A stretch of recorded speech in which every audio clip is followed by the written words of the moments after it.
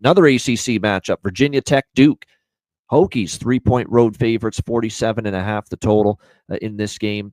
That was for that Miami game for Duke. I mean, it was just unbelievable to see how it just unraveled for them, because they actually led in the third quarter as 21.5-point underdogs in that game. And then to not only lose the game, they don't even cover as 21.5-point. It was unbelievable how they just imploded in the second half of that game. I thought it was going to be difficult for Manny Diaz to get them revved up again for NC State, but they did. They played a good game.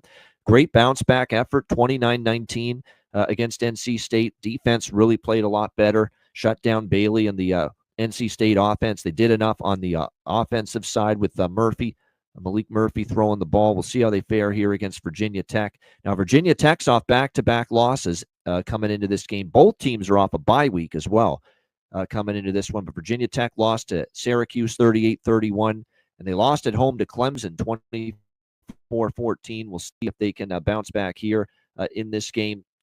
Now, again, as far as their quarterback situation is concerned, they did see their quarterback Drones get banged up a couple games ago. I definitely think the last game in particular, when you look at it, he was definitely playing through something against Clemson because he didn't look sharp. He looked like he's battling some kind of injury there from what he sustained. He was taken out of that game against Clemson with the struggles, and they ended up putting in Colin Schlee as the quarterback at the end of that Clemson game. Where do they go this week? I see Kyron Drones listed as questionable, so maybe it is Colin Schlee, who was initially at Kent State, that's going to get the start here in this game. But, I kind of lean Duke here a little bit. I mean, this Duke team just they won't go away. Let's not forget, they're getting penalized for that Miami loss by 22 because it looks so bad, but they were leading that game in the third quarter outright. They were leading that game, and then it just imploded. And don't forget, they took SMU at home right down to the wire, and in overtime, they lost by 28-27. So Virginia Tech, with the concerns about the health of Drones, and they've now all of a sudden, after that great little run, they've now come back down with 2 losses to Syracuse and Clemson. I mean, at +3, I'm interested in Duke as a home dog here. C-Mac, what do you think? Yeah, the question marks with Virginia Tech. I'd like to see Schlee. He is what he is.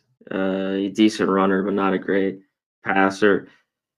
Yeah, I mean, nobody could stop in the end. Miami, at least their offense, and Duke couldn't. But Malik Murphy, threw for a ton. He took out the gun and shot himself in the foot. I mean, he had 3 picks in that game. I don't know why they were up. Another game where all those interceptions, especially in the second half, you will not win a bet when that happens. I think this game's close. I want Duke. Duke's got the better defense, I think, a little bit. Nothing flashy. They're very good. They bounced back against NC State. And other against Miami, Florida State wasn't a great win. They should have covered against Georgia Tech. That was a late touchdown. They missed a field goal for that. And they took care of business against everyone else. So why would I want to go against them here at home? Duke here, +3 and lean under. I think this adds total circles here that this is low scoring.